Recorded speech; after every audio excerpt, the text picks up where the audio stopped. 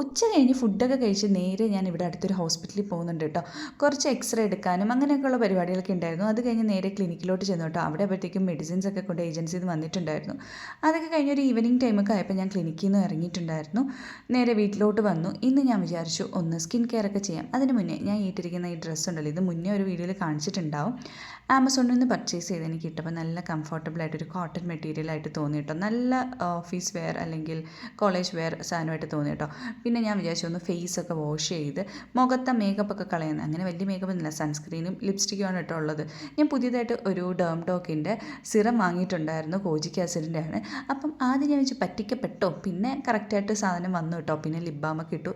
അതിനുശേഷം ഞാൻ നേരെ കിച്ചണിലോട്ട് കയറി. വലിയ പരിപാടിയൊന്നും ഇല്ല കേട്ടോ, ജസ്റ്റ് ഒരു തോരൻ വെക്കുന്നുണ്ട്. പിന്നെ മോർണിംഗത്തേക്ക് വേണ്ടിയിട്ടൊരു കറി വെക്കുന്നുണ്ട്. അത് ബേബി കോൺ വെച്ചിട്ടുള്ള കറിയാണ്. അപ്പോൾ അതൊക്കെ അങ്ങ് പെട്ടെന്ന് തട്ടിക്കൂട്ടുകയാണ് കേട്ടോ. കാര്യം രാവിലെ എണീറ്റ് കഴിഞ്ഞാൽ എനിക്ക് ചിലപ്പോൾ ഇതൊക്കെ ഉണ്ടാക്കാൻ ഒരു ഗ്യാപ്പ് കിട്ടിയെന്ന് വരത്തില്ല. അതുമാത്രമല്ല നാളെ എനിക്ക് കുറച്ച് നേരത്തെ പോകണം. ഞാൻ സ്വന്തമായിട്ട് എൻ്റെ ഹെൽത്ത് കെയർ ചെയ്യാൻ വേണ്ടിയിട്ട് ഒരു ആയുർവേദിക് പഞ്ചകർമ്മ ട്രീറ്റ്മെൻറ്റ് എടുക്കാമെന്നൊക്കെ ഉള്ളൊരു പ്ലാനിലാണ്. അപ്പോൾ നാളെ തൊട്ടിട്ട് മേ ബി ഞാൻ സ്റ്റാർട്ട് ചെയ്യുവേ. ഇന്ന് നൈറ്റ് എനിക്കൊരു കൊതി, ഒരു ബിരിയാണി കഴിക്കാൻ വേണ്ടി. ചിക്കൻ ബിരിയാണി കുറേ ദിവസമായിട്ട് ചിക്കനൊക്കെ അവോയ്ഡാക്കി വെച്ചിരിക്കുകയായിരുന്നു. പക്ഷേ ഈ ബിരിയാണി എനിക്ക് അത്ര സുഖമായിട്ട് തോന്നിയിട്ടുണ്ടായിരുന്നില്ല.